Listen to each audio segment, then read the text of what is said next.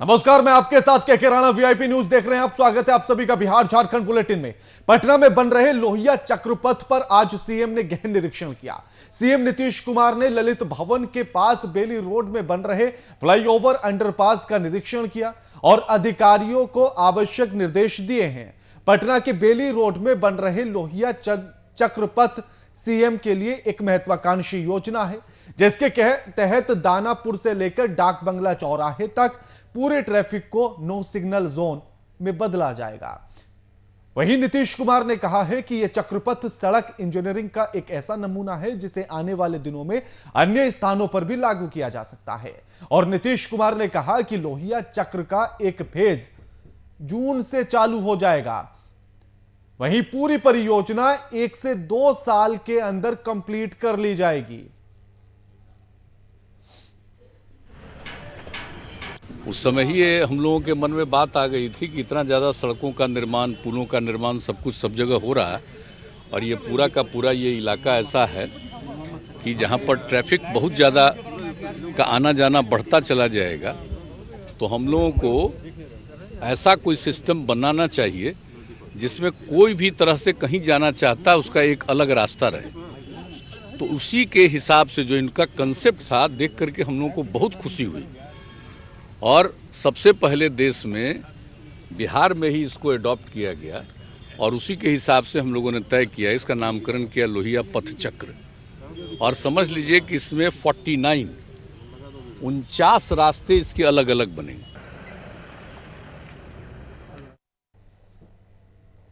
लोहिया पथ चक्र का जायजा लिया है हमारे पटना के संवाददाता शशांक दुबे ने, आपको दिखाते हैं। नीतीश कुमार इस वक्त देखिए लोहिया चक्रपथ का निरीक्षण कर रहे हैं और पूरे तरह से सीएम घूम घूम कर पूरा निरीक्षण कर रहे हैं। और देखिए उनका काफिला इस वक्त आ रहा है जो ललित भवन के पास बना है, एक अंडरग्राउंड बनाना है, अंडरपास बनाना है। उसके अलावा लगभग सगुना मोड़ से लेकर डाक बंगला चौराहे तक कोई भी रेड लाइट नहीं होगा। इसको लेकर इसको सुनिश्चित करने के लिए सीएम नीतीश कुमार यहाँ पर आए हैं। अभी दिखाइए यहाँ पर सीएम नीतीश कुमार पूरी तरह से एक एक चीज़ों का बारीकी से निरीक्षण कर रहे हैं। सीएम नीतीश कुमार इंश्योर कर रहे हैं कि जो ये अंडर पासेज बन रहे हैं या जो फ्लाईओवर्स बन रहे हैं बेली रोड पर, वो तमाम अंडर पासेज और वो सड़कों में कोई जल जमाव ना हो और जो टेक्नोलॉजी है, जो रोड की टेक्नोलॉजी है, वो पूरी तरह से इंश्योर हो कि मॉडर्न हो और आने जाने की सुविधा बहाल हो। तो ये जो अभी इस वक्त देखिए कि सीएम अधिकारियों के साथ विमर्श कर रहे हैं और इस वक्त हम बेली रोड पर जो फ्लाईओवर बन रहा है उस पे हैं। तो नीतीश कुमार पूरी तरह से एक एक चीज़ों का बारीकी से निरीक्षण कर रहे हैं। देखिए नीतीश कुमार 3 चीज़ों पर ध्यान दे रहे हैं। सबसे पहली बात कि ट्रैफिक सुचारू रूप से चले। दूसरी, जो ट्रैफिक की डिज़ाइन है वो कन्वीनियंस हो, लोगों का उसमें कहीं से परेशानी ना हो और साथ साथ तकनीक ऐसी हो जो लंबे समय तक चले और मजबूती भी हो। और सबसे बड़ी बात है जो वाटर लॉगिंग कहीं भी अंडर पासेज में ना हो, इसको लेकर खासा सीएम ध्यान दे रहा है। तो इस वक्त देखिए कि नीतीश कुमार पूरी तरह से एक एक चीज़ों का बारीकी से निरीक्षण कर रहे हैं और अधिकारियों को निर्देश भी दे रहे हैं। और सबसे बड़ी बात कि वो ये चाह रहे हैं कि ये काम समय पर पूरा हो। पटना में कैमरा पर्सन के साथ मैं अरुणाचल प्रदेश के जेडीयू विधायक को बीजेपी में शामिल होने को लेकर आरजेडी ने बीजेपी और जेडीयू दोनों पर कटाक्ष किया है। वहीं आरजेडी प्रवक्ता मृत्युंजय तिवारी ने कहा कि बीजेपी के साथ गठबंधन करने वाली जेडीयू का यही हाल होने वाला था। उन्होंने कहा कि बिहार में भी बीजेपी इसी तरह का खेल खेलेगी।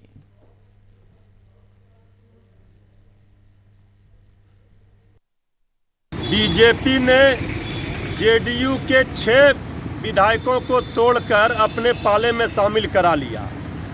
अब यही खेल बिहार में बीजेपी करेगी। आदरणीय मुख्यमंत्री नीतीश कुमार जी, अब सचेत हो जाइए, संभल जाइए। बीजेपी ने जो खेल अरुणाचल में किया, यही खेल बिहार में दोहराएगी। क्योंकि अभी बीजेपी के 2 डिप्टी सीएम जाकर के दिल्ली में माननीय प्रधानमंत्री जी से भी मुलाकात किए हैं और महामहिम राष्ट्रपति जी से भी मुलाकात किए हैं।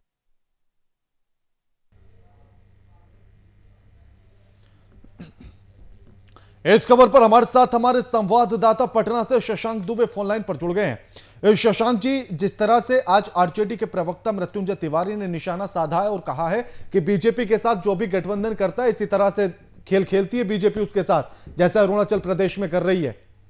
शशांक जी। जी बिल्कुल।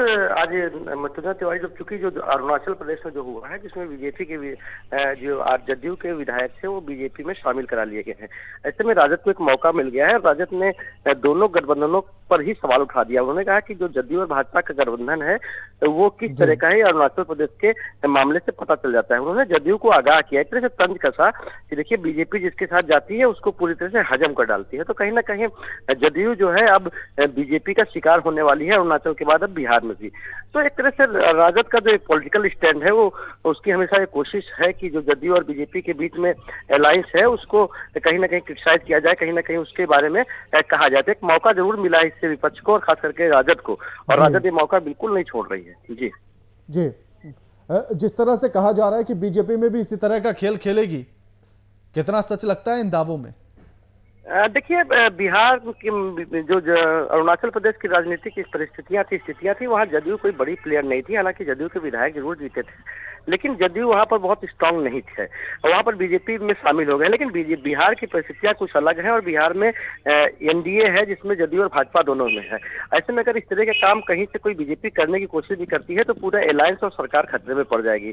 तो बिहार में इस तरह का प्रयोग उतना आसान नहीं है जितना अरुणाचल प्रदेश में हो गया है। आज जब हम लोग एक लोहिया चक्रपथ का निरीक्षण कर रहे थे नीतीश कुमार, तो उसके बाद पत्रकारों ने उनसे प्रश्न भी किया कि क्या अरुणाचल में हुआ है वो आपकी सहमति से हुआ है या फिर कहीं ना कहीं आपकी पार्टी के साथ एक तरह से टेम्परिंग की है बीजेपी ने। तो नीतीश कुमार ने हंसते हुए कहा है सब बातों का समय नहीं है, हम लोग अपने की मीटिंग में जा रहे हैं। तो नीतीश भी हंस के बात को टाल गए हैं। तो नीतीश को पता है कि बिहार की परिस्थितियां और अरुणाचल की परिस्थितियां अलग अलग हैं, और दोनों परिस्थितियों को एक साथ सिर्फ इसलिए रख के देखा जा सकता है कि बीजेपी में एमएलए शामिल हो गए हैं जदयू के, क्योंकि बिहार की परिस्थितियां वहां से काफी अलग हैं।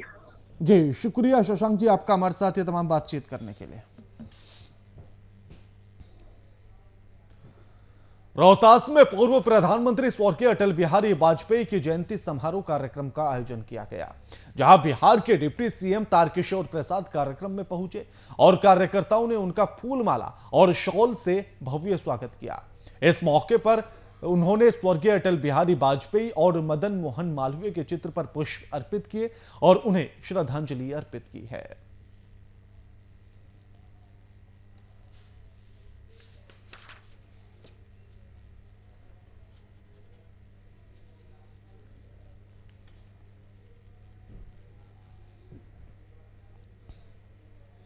केंद्र सरकार के लिए किसान आंदोलन एक चुनौती बनी हुई है।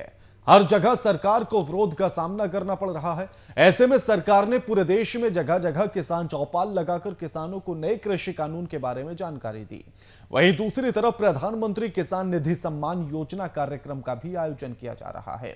बख्तियारपुर में कृषि कार्यालय में बीजेपी के पूर्व बख्तियारपुर विधायक रणविजय सिंह यादव कार्यक्रम में शिरकत करने पहुंचे। इस दौरान विधायक का भव्य स्वागत किया गया।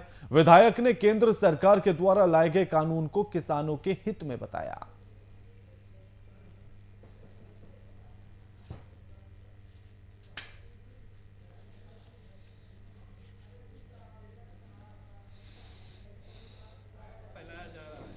इसके लिए प्रधानमंत्री जी ने किसान भाइयों और बहनों के लिए एक पत्र भेजा। जन वितरण प्रणाली में अनियमितता की खबरें आमतौर पर सुनने को मिलती हैं। ताजा मामला समस्तीपुर जिले के ताजपुर प्रखंड का है, जहां राशन नहीं मिलने को लेकर ग्रामीणों का गुस्सा जन वितरण प्रणाली के विक्रेताओं पर फूटा है। आक्रोशित ग्रामीणों ने राशन नहीं मिलने को लेकर सड़क जाम कर दी है और जिससे आवागमन घंटों तक बाधित रहा। वहीं डीलर ने इस आरोप को मानने से साफ इनकार कर दिया है।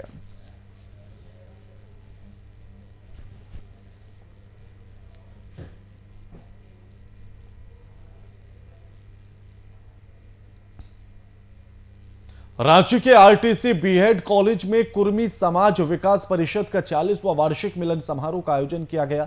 वही कार्यक्रम में रांची के पूर्व सांसद राम टहल चौधरी भी शामिल हुए। इस दौरान समाज की अलग अलग समस्याएं और उनके निवारण के लिए चर्चा की गई।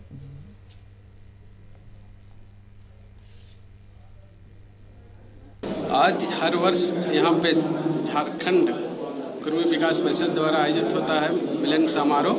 वही कार्यक्रम में यहाँ समाज के सभी सांसद, विधायक, पूर्व विधायक सभी लोग यहाँ पे आते हैं और समाज कैसे और सुंदर ढंग से आगे चलाना है उसके बारे में विचार विमर्श होता है। समाज में किसी भी तरह का यहाँ बुराइयाँ हो या किसी सामाजिक सुधार करना हो उसके यहाँ विस्तृत चर्चा होता है। हर साल की भांति 25 दिसंबर को ये विकास परिषद की बैठक होती है और पहले कोई भी संगठन नहीं था कुर्मी। 46 वर्ष पहले हम लोग ये गठन किया था और समाज में विभूतियों को लेकर के हम लोग रांची हजारीबाग पूरा आंदोलन किए कि सबसे पहले शिक्षा, लड़कियां हो लड़कियों की शिक्षा हो, बाल विवाह बंद करो, तिलक दहेज बंद करो और खोदा प्रथा बहुत था उसको बंद करो। कांग्रेस नेता आरपी राजा की पुण्यतिथि पर झारखंड प्रदेश कांग्रेस मुख्यालय के सभागार में पुण्यतिथि कार्यक्रम का आयोजन किया गया। इस दौरान पार्टी के नेताओं ने दिवंगत नेता के चित्र पर माल्यार्पण कर श्रद्धा सुमन अर्पित किए। साथ ही कांग्रेस नेताओं के द्वारा गरीबों के बीच कंबल का वितरण भी किया गया। अब स्वर्गीय आरपी राजा जी हमारे पुराने परिचितों और मित्रों में थे। मैं 1970 में यहाँ एक इंटर रांची जिला में उस समय लकड़ा जी से सामना लकड़ा जी से मुलाकात होती थी। वह कांग्रेस के नेता उपस्थित थे और मैं अभी भी कहता हूं कि क्यों नहीं हमारी पार्टी में युवा कांग्रेस पोएटा हो। लोगों के बहुत वरिष्ठ नेता थे आरपी राजा जी और लगातार जब तक वो जीवित रहे कांग्रेस पार्टी का आंगन कभी नहीं छोड़ा। रोज आते थे, सभी से मिलते थे।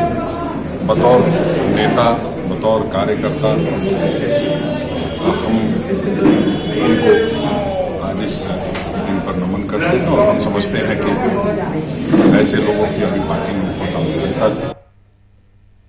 पूर्व पीएम अटल बिहारी वाजपेयी की जयंती समारोह के मौके पर पीएम नरेंद्र मोदी के राष्ट्रव्यापी किसान संबोधन का आयोजन किया गया, जिसका मोकामा में प्रदेश बीजेपी प्रवक्ता डॉक्टर राम सागर सिंह ने शुभारंभ किया।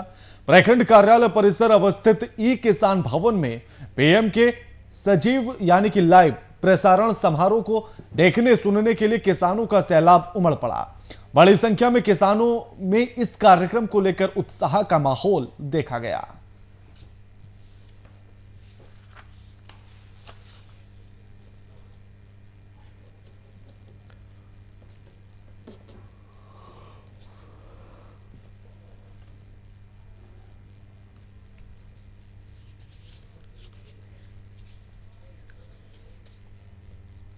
पूर्व प्रधानमंत्री अटल बिहारी वाजपेयी की जयंती के मौके पर रांची स्थित बीजेपी प्रदेश कार्यालय में पीएम किसान निधि सम्मान समारोह का आयोजन किया गया। इस कार्यक्रम में रांची के विधायक और बीजेपी नेता सीपी सिंह ने संबोधित करते हुए बताया कि प्रधानमंत्री किसान योजना की तीसरी किश्त के रूप में झारखंड के 22.5 लाख किसानों के खाते में 2-2 हजार रुपए भेजे जाएंगे। आपको बताते चले कि झारखंड में पीएम किसान के तहत रजिस्टर्ड किसानों की संख्या करीब 32 लाख पहुंच चुकी है। हालांकि किसानों के वेरिफिकेशन की प्रक्रिया अभी भी जारी है।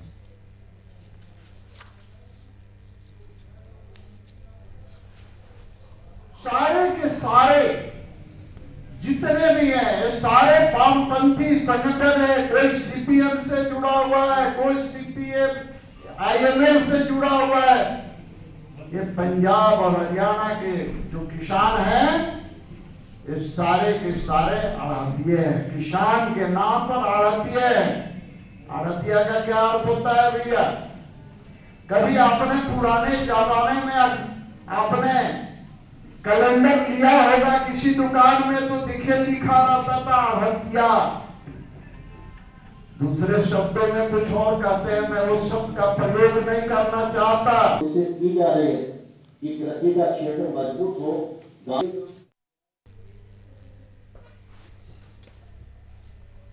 पीएमसीएच में चल रहे जूनियर डॉक्टर्स की हड़ताल पर केंद्रीय राज्य स्वास्थ्य मंत्री ने अपनी प्रतिक्रिया दी है।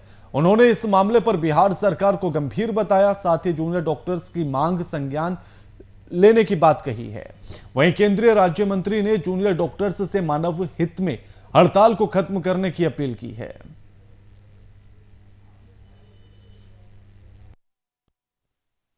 मैं अपील करना चाहूँगा अपने सभी ऐसे चिकित्सक जो छात्र हैं कि आप जानते हैं कोविड का ये महामारी है और अभी अभी पुनः नई सरकार की गठन हुई है।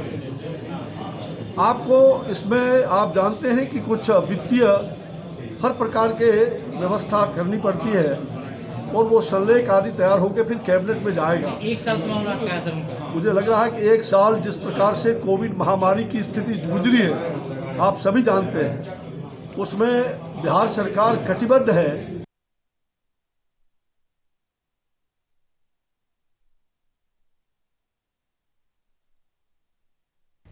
झारखंड में होने वाले पंचायत चुनाव की तारीख निर्धारित नहीं की गई।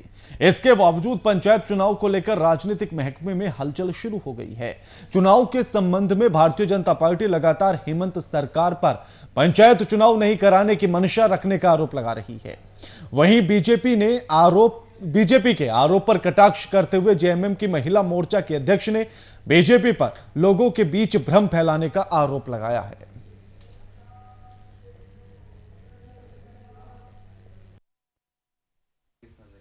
ये सरासर गलत है और पंचायत चुनाव हो तो सबसे ज़्यादा लाभ तो झारखंड मुक्ति मोर्चा को ही होगा, क्योंकि हमारे जो नेता हैं, नेत्रियां हैं, वो पंचायत स्तर पर सबसे ज़्यादा है, तो निश्चित रूप से लाभ होगा पार्टी को। और अगर सरकार अभी चुनाव नहीं करना चाहती है, वो तो चाहती है, लेकिन चारों तरफ जो अव्यवस्था फैली हुई है कोरोना की वजह से, उसे संभल कर ही कोई काम किया जा सकता है। आप सभी जानते हैं कि कोरोना के समय में किस तरह से आर्थिक नुकसान हुआ है, राजस्व की वसूली नहीं हुई है, और ऊपर से पिछली सरकार ने, भाजपा की सरकार ने ट्रेजरी खाली कर दिया था, -2000 करोड़ ट्रेजरी की जो हालत थी, तो पुराने जो बकायेदार हैं वे सर पे चढ़े हुए हैं। यहाँ का जो विकास का जो काम है उसके साथ में हम रहेंगे, लेकिन विनाश का जो काम होगा उसका विरोध जरूर करेंगे।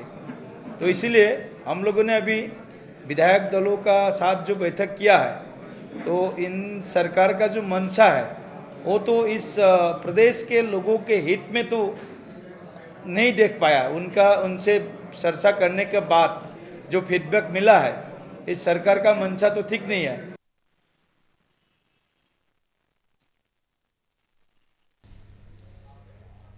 धनबाद के जरिया प्रखंड धनुआहडीह 12 नंबर में महिला वोटर्स की संख्या को लेकर समीक्षा की गई। एडीएम लॉ एंड ऑर्डर के दौरान जनसंख्या के अनुपात में महिला वोटर्स की संख्या कम है और एडीएम ने झरिया के बीएलओ को छूटे हुए महिला वोटर्स को तत्काल प्रभाव से जोड़ने का निर्देश दिया है। ऑफिस से सीओ सर आए हुए हैं और जो मतदाता सूची है उसका पुनरीक्षण कार्यक्रम का वेरिफिकेशन चल रहा है और उसी में यहाँ जांच की जा रही है और जो लिस्ट है हमारे पास उसे वेरीफाई किया जाएगा। ये एक ऐसा बूथ है जहाँ पे जेंडर रेशियो काफ़ी कम है, यानी महिलाओं का अनुपात जो हमारी जनसंख्या का जो अनुपात है उसके की तुलना में जो वोटर्स हैं उसमें महिलाओं का अनुपात कम है, उसी को वेरिफिकेशन।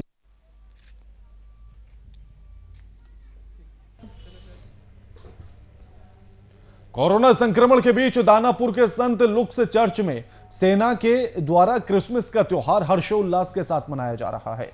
वहीं कोरोना को ध्यान में रखते हुए सामाजिक दूरी का भी ख्याल रखा जा रहा है। दानापुर के संत लुक्स चर्च में बिहार रेजिमेंट सेंटर के commandant Alok Khurana, Bihar regiment SO colonel Arnab Kumar Mishra सहित कई कर्नल मेजर के साथ सेना के जवानों ने प्रार्थना सभा में भाग लिया। देश की रक्षा में अपनी अलग पहचान के साथ क्रिसमस के मौके पर एकता और भाईचारे को कायम रखते हुए बीआरसी जोशी के पिता धर्मपाल सिंह ने केक काटकर जवानों का हौसला बढ़ाया। गौरतलब हो कि कोविड को देखते हुए इस बार किसी दूसरे को चर्च में आने की इजाजत नहीं दी गई। आप सबको इस पावन पर्व की बहुत बहुत मुबारकबाद।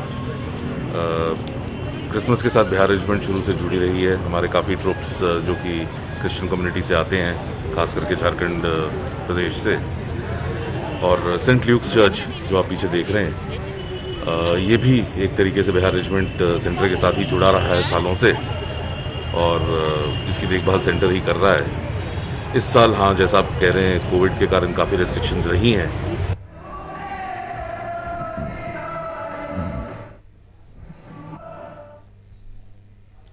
बढ़ती ठंड कोहरे के बीच अज्ञात चोरों का आतंक लगातार जारी है, जिससे आम जनजीवन काफी परेशान है और काफी प्रभावित हो रहा है। ताजा मामला गोपालगंज जिले के कतेया थाना क्षेत्र के धर्मकता गांव स्थित राम जानकी मंदिर से सामने आया। देर रात अज्ञात चोरों ने मंदिर का ताला तोड़कर लाखों रुपए की अष्टधातु की मूर्ति चोरी की और फरार हो गए। सुबह जब पुजारी ने मंदिर में पूजा करने के लिए गए तब इस घटना के बारे में पता चला, जिसकी सूचना कटेया पुलिस को दे दी गई है। घटना स्थल पर पहुंची पुलिस मामले की तफ्तीश में जुट गई है।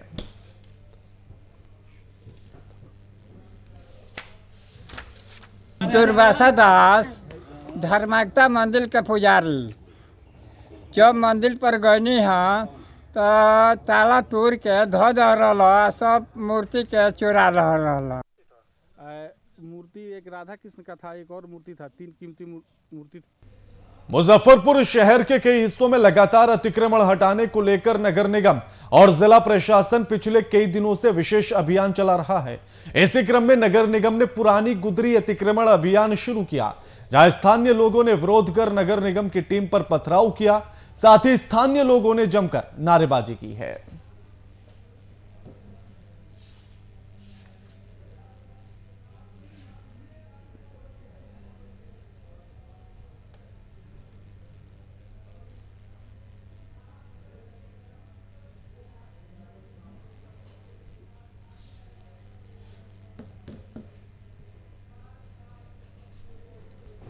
मोकामा टाल क्षेत्र के गोसाई गांव में एक बार फिर अपराधियों का कहर टूट पड़ा है। माओवादी की तरह अपराधियों ने पहले घर पर पर्चा चिपकाया, 2 लाख की रंगदारी की मांग की और मांग पूरी नहीं होने पर सरयुग महतो की गोलियों से उसको भून दिया गया। गंभीर रूप से जख्मी सरयुग महतो को बेगूसराय में भर्ती कराया गया। प्रगति के लिए एक बच्चे का अपहरण हो चुका है। गांव में इस प्रकार की हुई वारदात से पूरे इलाके में सनसनी है।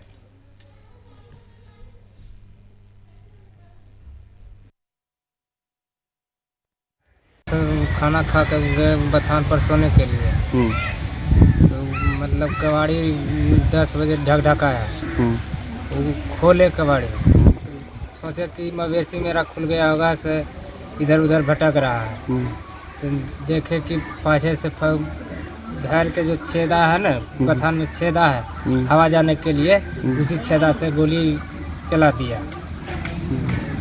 कितना गोली लगा है? गोली एक लगा।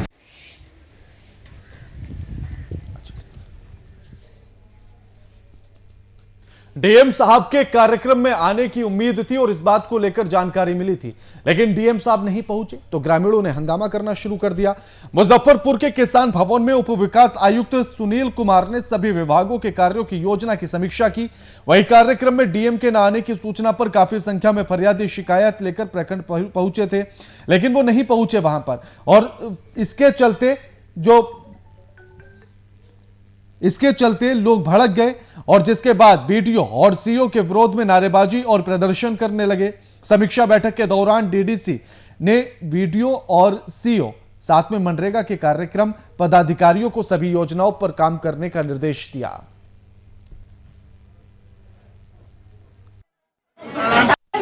सकरा प्रखंड के तमाम गांव में बाढ़ जो घोषित हुआ था, लोग बाढ़ से जो भी लोग घोषित है उनको बाढ़ का पैसा अभी तक नहीं मिल रहा है। हम लोग यहाँ लगातार ब्लॉक में 10 दिन पर 15 दिन पर आते हैं, आवेदन देते हैं, उसके बाद भी कोई कार्रवाई नहीं हो रही है। लोग माने कि भरोसा देते हैं और मिलता नहीं। आप सोचिए कि हमें लड़ना पड़ा अपने पंचायत रामपुर कृष्ण को बाढ़ घोषित करने में, तब जाके हमारी पंचायत घोषित होती है। उसके बाद हम जो लोग आंदोलन करता है उनका आवेदन सकरा प्रखंड कार्यालय से गायब हो गया। प्रखंड, अंचल और मनरेगा के कार्यों की हम लोगों ने जो है तो पूरी समीक्षा की है, और जितनी भी योजनाएं हम लोग की चल रही है उन योजनाओं को समय पर पूरा करने का निर्देश जो है प्रखंड विकास पदाधिकारी को, अंचल अधिकारी को और प्रोग्राम पदाधिकारी को दिया गया है, ताकि लोगों को इसका फायदा मिल सके और हमारा जिला जो है वो आगे की ओर बढ़ सके। सासाराम संसदीय क्षेत्र के बीजेपी सांसद चेती पासवान मोहनिया पहुंचे और बिहार में बढ़ रहे अपराध पर चिंता जाहिर की। वहीं मीडिया से बातचीत के दौरान सांसद पुलिस की कार्रवाई से असंतुष्ट दिखाई दिए और पुलिस वालों को हटाने तक की बात कह डाली। साथ ही प्रशासन को अलर्ट होने की सलाह दी। देखिए, क्राइम बढ़ने के पीछे कारण है ये टोटल जितना भी क्राइम हो रहा है, अपराध हो रहा है, ये विपक्ष द्वारा प्रायोजित है। विपक्ष चुनाव में जो हारी है उससे परेशान है, दिमागी रूप से परेशान है। मैक्सिमम हत्याएं वहाँ की यहाँ के विपक्षी लोग कर रहे हैं या करा रहे हैं। रही बात, प्रशासन को चुस्त दुरुस्त होना पड़ेगा। एक आदमी के भरोसे सिर्फ काम करे पदाधिकारी लोग, बात किसी भी हद तक ठीक नहीं है। कैमूर से दुष्कर्म और इसकी सजा खुद ही देने का एक मामला सामने आया। मामला कैमूर जिले के भभुआ थाना क्षेत्र का है, जहां कबार गांव में 4 साल की बच्ची से दुष्कर्म करने पर आक्रोशित परिजनों ने आरोपी की पीट कर हत्या कर दी। वहीं पुलिस ने मृतक के परिजनों के बयान के आधार पर आरोपी की हत्या करने के मामले में फिलहाल पीड़िता के चाचा को गिरफ्तार कर लिया है और जेल भेज दिया है। मामले की तफ्तीश में जुट गई है। दोनों पक्षों के द्वारा थाने में प्राथमिकी दर्ज कराई गई। एक पक्ष के द्वारा 4 साल की बच्ची से दुष्कर्म की प्राथमिकी, तो दूसरी तरफ आरोपी को पीटकर हत्या कर देने का मामला दर्ज कराया गया।